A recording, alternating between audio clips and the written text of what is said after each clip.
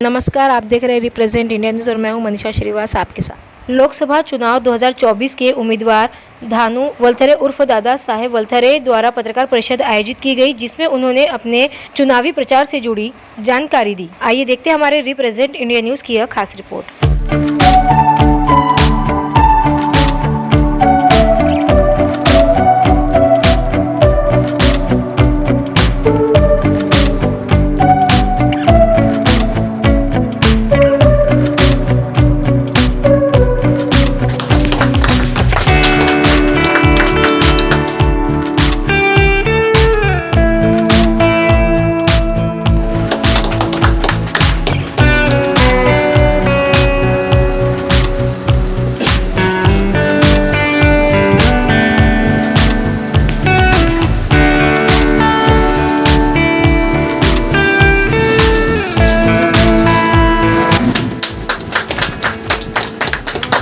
वलथरे साहब आगे बढ़ो, हम तुम्हारे साथ हैं। वलथरे साहब आगे बढ़ो, हम तुम्हारे साथ हैं। वलथरे साहब आगे बढ़ो, हम तुम्हारे साथ हैं।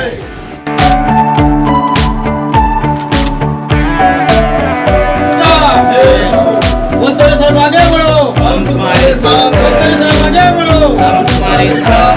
दादा साहेब वलथरे जी, जिस तरह से आपने लोकसभा चुनाव में अपना भी नामांकन भरा है और इस बार आप लोकसभा चुनाव लड़ रहे हैं, देखा जा रहा है कि बहुत सारी पार्टियां भी ऐसी बड़ी जो बहुत दमखम लगा रही है। आप किस प्रकार से जनता की भावनाओं को पूरा करेंगे, जो उनकी भावनाएं जुड़ी हुई है कि मंत्रियों ने ऐसा करना चाहिए अगर कोई पद पे आता है, तो आप कौन कौन से मुद्दे ऐसे लेकर आए हैं जिससे लोग आपको चुन कर देंगे, और क्या लगता है आपको आप अपनी जीत कैसे दर्ज करें? मेरा नाम धानु भिकाजी वलथरे उर्फ एडवोकेट दादा साहब वलथरे,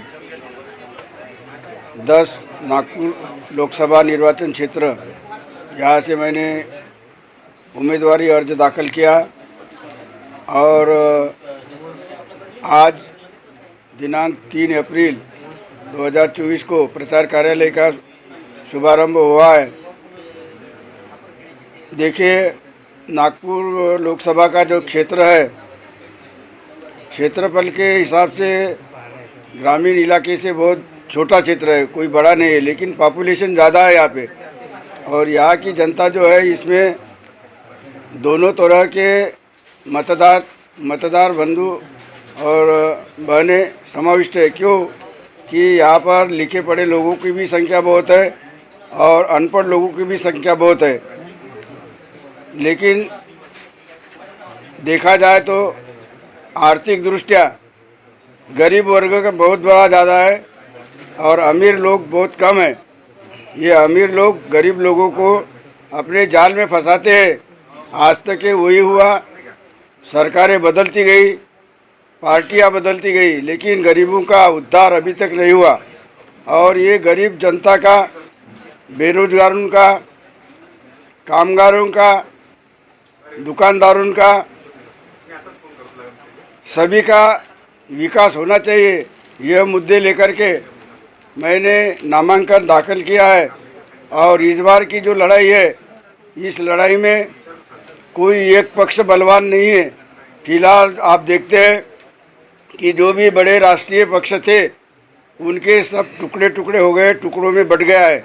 लेकिन मैंने जो उम्मीदवारी दाखिल किया है, वह पहली बात तो हमारे मछुआरा समाज ने मुझे इस चुनाव में, इस मैदान में उतारा। मेरी पूरी इच्छा थी कि मैं इस नागपुर का प्रतिनिधित्व करूं, इसलिए हमने इस नागपुर शहर के जो जनता के मुख्य मसले हैं, वो लेकर के मैं आया।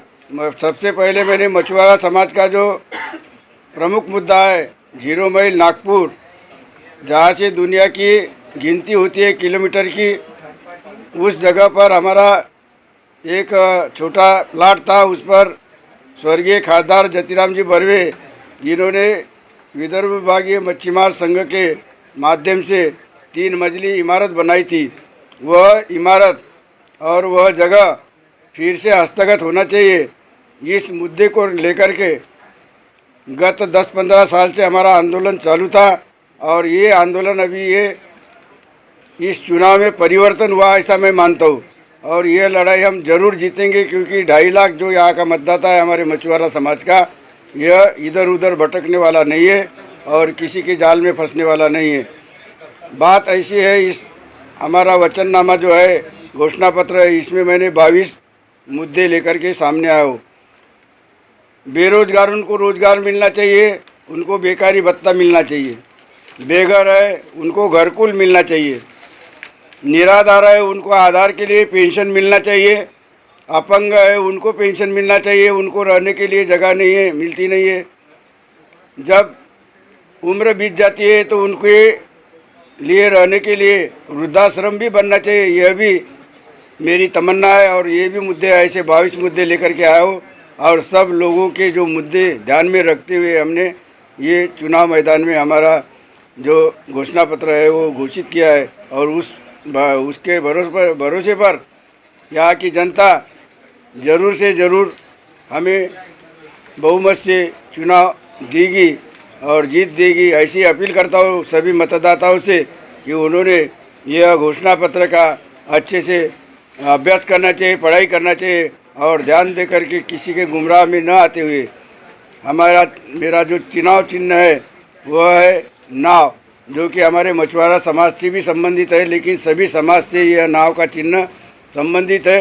क्योंकि अन्न पानी निवारा बोलते हैं तो पानी में से ये अंतर्राष्ट्रीय नाव है, ये केवल नागपुर की नाव नहीं है, पूरी दुनिया की नाव है। और ये नाव में प्रभु श्री रामचंद्र जी को भी हमारे ही समाज ने आर पार किया है और उनका बेड़ा पार किया। और ये नाव हमारे ये कैंडिडेट को मुझे पार करके दिल्ली में भेजेगी। आप देखेंगे जब निकाल लगेगा उस दिन मैं वहाँ पर आपके सहकार्य से और हमारे सभी ये जितने भी कार्यकर्ता बैठे हैं, हमारे भोयर साहब है, हमारे दायरे साहब है, मोहिजे साहब है, उमाशंकर नामदेव है, देवजी खेड़कर है, हमारे दाऊद भाई है, ये सभी सक्रिय कार्यकर्ता आज यहाँ पर है और वो कड़ी मेहनत करने वाले और सबके मेहनत से ज़रूर से हम जीत हासिल करेंगे, ऐसी मेरी उम्मीद है। आप लोग ज़्यादा से ज़्यादा हमारा प्रचार प्रसार करेंगे तो आपकी भी बहुत मदद हो जाएगी।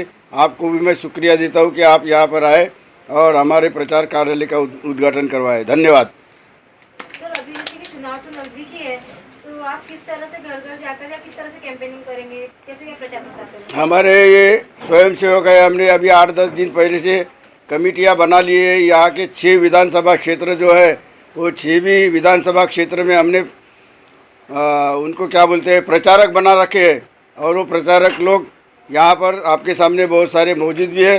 वो आज से ही काम करने के लिए शुरुआत करेंगे और इन लोगों ने अपने कंधे पर ये पूरी जवाबदारी लिया है। ये अकेला मैं नहीं हूँ, मेरे साथ में हमारे जितने भी प्रचारक हैं उनकी लिस्ट हम अखबार में भी छापने वाले हैं सबके मालूमात के लिए कि ये सभी लोगों ने सहकार्य कर करके हम ये चुनाव घर घर में इसका प्रचार प्रसार करेंगे। पर्चे पटेंगे, बिल्ले जाएंगे, स्टिकर जाएंगे, हैंडबिल जाएंगे और बैनर भी जाएंगे और जीत हासिल करके ही रहेंगे, ऐसी मेरी उम्मीद है।